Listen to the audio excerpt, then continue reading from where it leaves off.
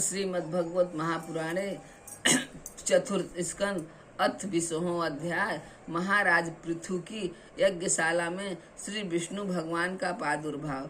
श्री मैत्रेय जी कहते हैं, विदुर जी महाराज, पृथु के 99 यज्ञों से यज्ञ भोक्ता यज्ञेश्वर भगवान विष्णु को भी बड़ा संतोष हुआ।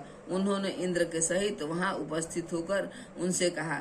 श्री भगवान ने कहा, राजन, इंद्र ने तुम्हारे 100 अश्वमेध पूरे होने के संकल्प में विघ्न डाला है। अब ये तुमसे क्षमा चाहते हैं, तुम इन्हें क्षमा कर दो।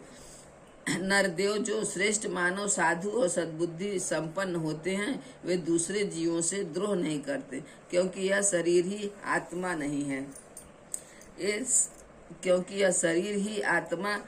है।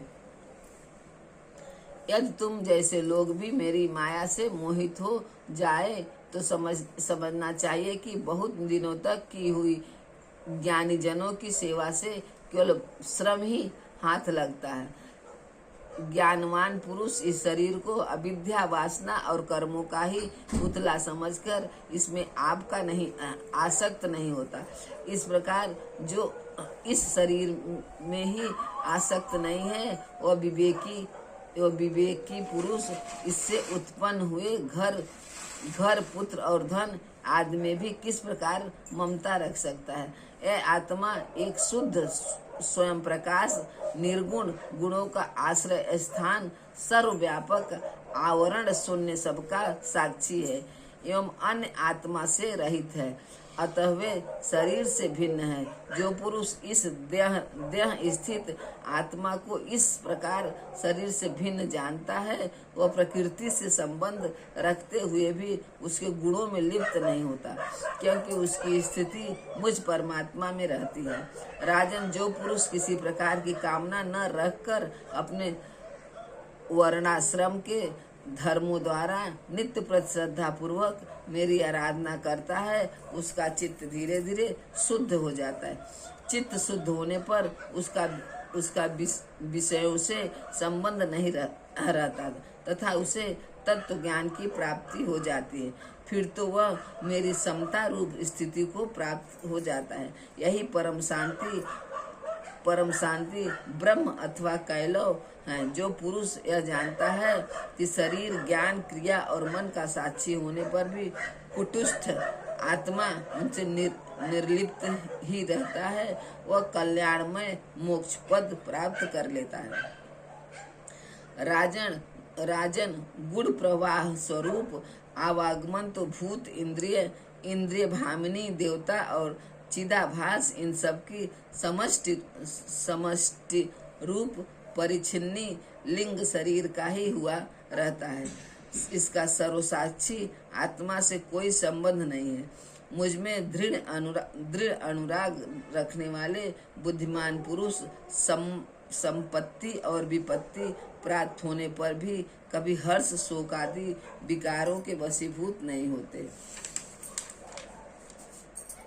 इसलिए वीरवर, तुम उत्तम, मध्यम और अधम पुरुषों में समान भाव रखकर सुख दुख को भी एक सा समझो तथा मन और इंद्रियों को जीतकर मेरे ही जटा जुटाए हुए मंत्री या समर्थ राजकीय पुरुषों की सहायता से संपूर्ण लोकों की रक्षा करो। राजा का कल्याण प्रजापालन में ही है। इससे उसे परलोक में प्रजा के पुण्य का 6ठा भाग मिलता है।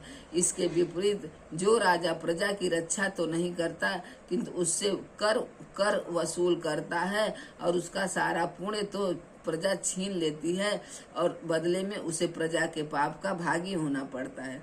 ऐसा विचार कर यदि तुम श्रेष्ठ ब्राह्मणों की संपत्ति और पूर्व परंपरा से प्राप्त हुए धर्म को ही मुख्यतः अपना लो और कहीं भी आसक्त न होकर इस पृथ्वी का न्यायपूर्वक पालन करते रहो, तो सब लोग तुमसे प्रेम करेंगे और कुछ ही दिनों में तुम्हें घर बैठे ही सनकादिक सिद्धों के दर्शन होंगे। राजन, तुम्हारे गुणों ने और स्वभाव ने मुझको बस में कर लिया है, अतः तुम्हें जो इच्छा हो मुझसे वर मांग लो। उन क्षमायाद गुणों से रहित तप अथवा योगों के द्वारा मुझको पाना सरल नहीं है। मैं तो उन्हीं के हृदय में रहता हूँ जिनके चित्त में समता रहती है। श्री मैत्रेय जी कहते हैं, विदुर जी, सर्वलोक गुरु श्री हरि के इस प्रकार कहने पर जगद विजयी महाराज पृथु ने उनकी आज्ञा शिरोधार्य की। देवराज इंद्र अपने कर्म से लज्जित होकर उनके चरणों पर गिरना ही चाहते थे कि राजा ने उन्हें प्रेम पूर्वक हृदय से लगा लिया और मनोमाल्य निकाल लिया। फिर महाराज पृथु ने विश्वात्मा भक्त वत्सल भगवान का पूजन किया और क्षण क्षण में उमड़ते हुए भक्ति भाव में निमग्न होकर प्रभु के चरण कमल पकड़ लिए। श्री हरि वहां से जाना चाहते थे, किंतु पृथु के प्रति जो उनका वात्सल्य भाव था उसने उन्हें रोक लिया। वे अपने कमल दल के समान नेत्रों से उनकी ओर देखते ही रह गए, वहां से जा न सके। आदिराज महाराज पृथु भी नेत्रों में जल भरा आने के कारण न तो भगवान का दर्शन ही कर सके और न तो कंठ गदगद हो जाने से कुछ बोल ही सके। उन्हें हृदय से आलिंगन कर पकड़े रहे और हाथ जोड़े ज्यों की त्यों खड़े रह गए। प्रभु अपने चरण कमलों से पृथ्वी को स्पर्श किए खड़े थे। उनका कराग्रह भाग गरुड़ जी के ऊंचे कंधे पर रखा हुआ था। महाराज पृथु नेत्रों के आंसू पोंछकर अतृप्त दृष्टि से उनकी ओर देखते हुए इस प्रकार कहने लगे। महाराजा पृथु बोले, मोक्ष प्रति प्रभु आप वर देने वाले ब्रह्मादि देवताओं को भी वर देने में समर्थ हैं। कोई भी बुद्धिमान पुरुष आपसे देहाभिमानियों के भोगने योग्य विषयों को कैसे मांग सकता है? वे तो नारकी जीवों को भी मिलते ही हैं। अतः मैं इन तुच्छ विषयों को आपसे नहीं मांगता।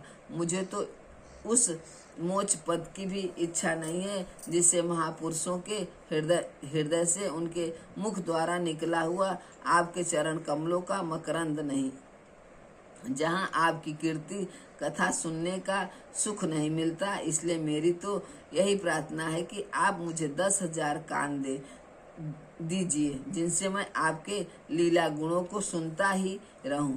पूर्ण कीर्ति प्रभु आपके चरण कमल मकरंद रूपी अमृत कर्णों को लेकर महापुरुषों के मुख से जो वायु निकलती है, उसी से इतनी शक्ति होती है कि वह तत्व को भूले हुए हम कुयोगियों को पुनः तत्व ज्ञान करा देती है। अतः वे हमें दूसरे वीरों की कोई आवश्यकता नहीं है। उत्तम कीर्ति वाले प्रभु, सत्संग में आपके मंगलमय सुयश को देवबस एक बार भी सुन लेने पर कोई पशु बुद्धि पुरुष भले ही तृप्त हो जाए, गुणग्राही उसे कैसे छोड़ सकता है? जब सब प्रकार के पुरुषार्थों की सिद्धि के लिए स्वयं लक्ष्मी जी भी आपके सुयश को सुनना चाहती हैं। अब लक्ष्मी जी के समान मैं भी अत्यंत उत्सुकता से आप सर्वगुण धाम पुरुषोत्तम की सेवा ही करना चाहता हूँ, किंतु ऐसा न हो कि एक ही पति की सेवा प्राप्त करने की होड़ होने के कारण आपके चरणों में ही मन को एकाग्र करने वाले हम दोनों में कलह छिड़ जाए।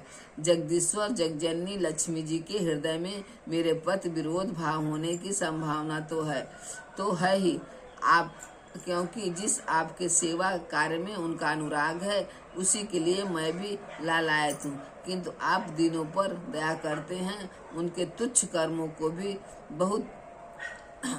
बहुत मानते हैं। इसलिए मुझे आशा है कि हमारे झगड़े में आप मेरा ही पक्ष लेंगे।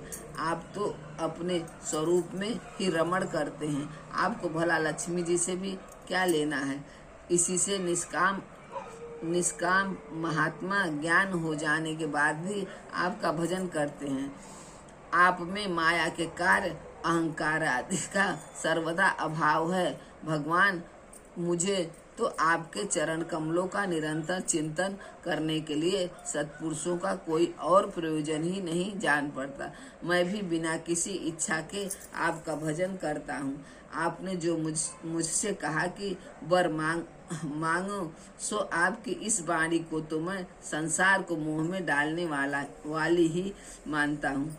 यही क्या, आपकी वेद रूपा वाणी ने भी तो जगत को बांध रखा है। यदि उस वेद वाणी रूप रस्सी से लोग बंधे न होते तो वे मोहबत सकाम कर्म क्यों करते। प्रभु, आपकी माया से ही मनुष्य अपने वास्तविक स्वरूप आपसे विमुख होकर अज्ञान बस अन्य स्त्री पुत्र आदि की इच्छा करता है। फिर भी जिस प्रकार पिता पुत्र की प्रार्थना की अपेक्षा न कर अपने आप ही पुत्र का कल्याण करता है, उसी प्रकार आप भी हमारी इच्छा की अपेक्षा न करके हमारे हित के लिए स्वयं ही प्रयत्न करें। श्री मैत्रेय जी कहते हैं, आदिराज पृथ्वी को इस प्रकार स्तुति करने पर सर्वसाक्षी श्री हरि ने उनसे कहा, राजन, तुम्हारी मुझ में भक्ति हो, बड़े सौभाग्य की बात है कि तुम्हारा चित्त इस प्रकार मुझ में लगा हुआ है।